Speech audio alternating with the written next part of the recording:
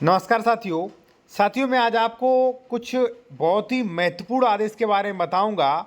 जो आपने प्लॉट खरीदा है भाई, ठीक है, और उस प्लॉट का 143 है, या मान लीजिए आपने आवासी का उसमें स्टाम्प पे किया है और उसका दाखिल खारिज नहीं करवाया, तो इस आदेश से आप दाखिल खारिज करवा सकते।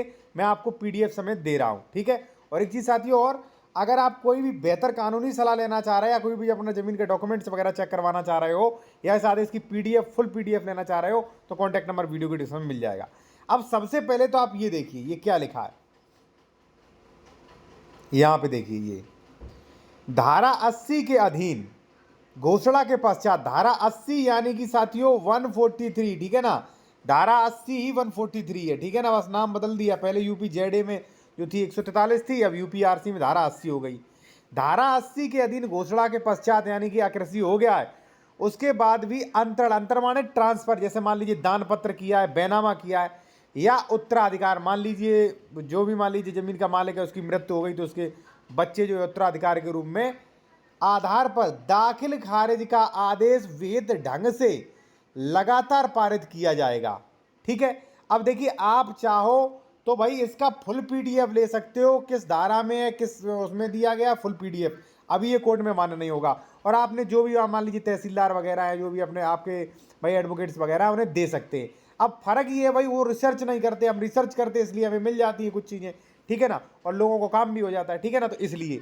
अब एक चीज़ मैं आपको बता दूं, कई लोग ये सोच रहे होंगे कि नहीं, धारा 80 के बाद 143 के बाद दाखिल खारिज की क्या ज़रूरत है। भाई बेहद ज़्यादा ज़रूरी है। मेरे पास सैकड़ों मैटर्स ऐसे आ रहे हैं जिनमें ज़मीन जा रही है, कहीं रजिस्ट्री कैंसिल हो रही है, कहीं उनका कब्जा खाली करवा रहे हैं, कहीं विवाद हो रहा है। चलिए वो भी मैं आपको बता दूं, ठीक है। और कोई भी कंसल्टेशन बेहतर कानूनी सलाह लेना चाह रहे हैं तो कॉन्टैक्ट नंबर वीडियो के डिस्क्रिप्शन में मिलेगा। अब ये आदेश देखिए साथियों, यहाँ पे आप देख सकते हैं, यहाँ पे सेक्शन 80 हो चुका है। यहाँ पे आप देख सकते हैं उक्त भूमि कृषि जो है वो अकृषि घोषित की जाती है। यहाँ पे देखिए, ये धारा 80 का आदेश है, ये लिखा धारा 80, ठीक है। इस खेत का धारा 80 हो गया था, लेकिन ये देखिए इसमें जो है दाखिल खारिज भी हुआ है। यहाँ पे देखिए विक्रेता नीलम, और वहाँ पे ये देखिए पूरा जो है लखनऊ, पूरा जो है क्रेता का नाम काट के विक्रेता का नाम काट के यहाँ पे दर्ज हो, ठीक है। धारा 80 के बाद भी देखिए दाखिल खारिज हुआ है इस आदेश के बाद, ठीक है। कई लोगों ने भाई आदेश ले जाने के बाद जो है वो दाखिल खारिज भी अपना करवा लिया है, ठीक है। चलिए मैं आपको बताता हूँ कि मान लीजिए आपने दाखिल खारिज नहीं कराया तो क्या परेशानी होगी। और देखिए, जो लोग जूनियर एडवोकेट हैं, या आप सोच रहे हो कि भाई ये जो पीडीएफ में दिखा रहा हूँ फुल डिस्क्रिप्शन के मिले, तो आप स्पेशल मेंबरशिप ले सकते हो ओनली 59 रुपये में 1 मंथ के लिए, ठीक है। तो जो भी जूनियर एडवोकेट हैं, स्पेशल वीडियोस के लिए, कमेंट्स के तुरंत रिप्लाई के लिए, वीडियोस पे तुरंत आपके कमेंट्स का रिप्लाई मिलेगा स्पेशल मेंबर्स का, ठीक है। नए कानूनी अपडेट, संडे लाइव चैट और कोड और डिस्क्रिप्शन के साथ, ठीक है। ये चीज़ ले सकते हो आप। सवाल ये था कि दाखिल खारिज नहीं कराया तो क्या दिक्कत है। अब देखिए मैं आपको बता दूं फुल कि दाखिल खारिज नहीं कराया तो कितनी बड़ी समस्या आपको होगी, वो आप जान लीजिए। ये फर्जी में नहीं बता रहा हूँ भाई, हमारे पास तो पूरे उत्तर प्रदेश से, अलग अलग स्टेट से भी मैटर आ रहे हैं, सैकड़ों मैटर्स आ रहे हैं।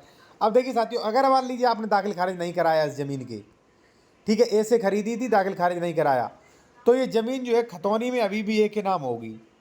तो हो सकता है ए से बेच दे खतौनी दिखाकर, और ए ने नहीं बेचा तो ए मरेगा, तो उत्तराधिकारी जो है इसके ए के जो भी उत्तराधिकारी सी और डी होंगे वो अपने नाम करा लेंगे, वो बेचेंगे, निश्चित ही बेचेंगे।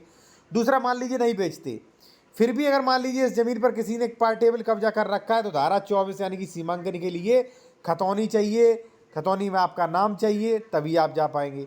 धारा 116, 117 यानी कि अगर आपको अंश डिक्लेरेशन करवाना है, अपना कुरा यहाँ पे बनवाना है, सेपरेट कुरा, तो धारा 116, 117 के लिए खतौनी चाहिए।